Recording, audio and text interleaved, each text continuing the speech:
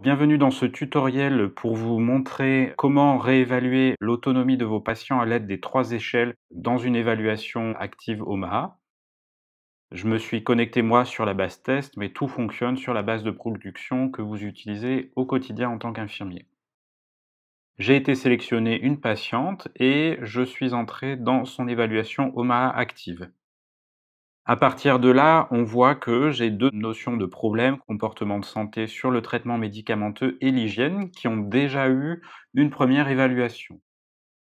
Aujourd'hui, je veux réévaluer l'autonomie de madame Blanchard, la patiente, fictive, concernée pour cette démonstration, tutoriel. Je vais aller sur comportement de santé et traitement médicamenteux. Ici, je laisse les programmations telles qu'elles sont, sauf si je veux modifier à un moment donné des signes, symptômes. Ce qui m'intéresse, c'est d'aller expliquer que désormais, madame Blanchard, qui ne savait pas organiser et préparer ses traitements, a gagné en autonomie et qu'elle sait préparer sa plaquette de thérapeutique, ce qui était un des objectifs que j'avais ciblés. On voit déjà que sur l'échelle, il y a déjà eu de l'avancée, puisqu'on est passé d'un comportement inapproprié vers un comportement rarement approprié.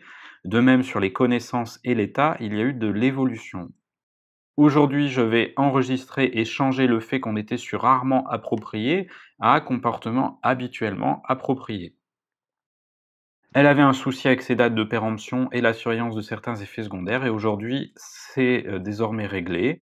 Donc je peux ici aller changer et mettre sur excellente connaissance.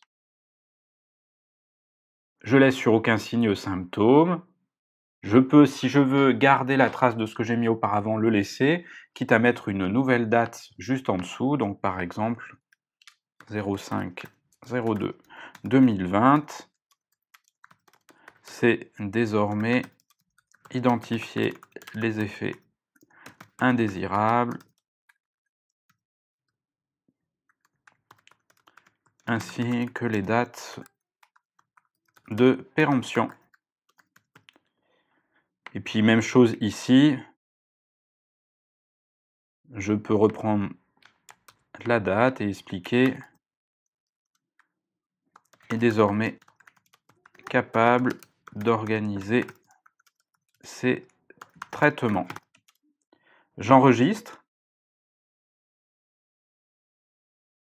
On voit qu'il a modifié l'évaluation des échelles d'autonomie. Je peux retourner dessus afin de voir que sur les échelles, j'ai bien eu l'évolution et puis on a les différents points d'évolution qui sont signifiés sur les échelles, en partant du départ à 3, puis passant à 4 et vers 5.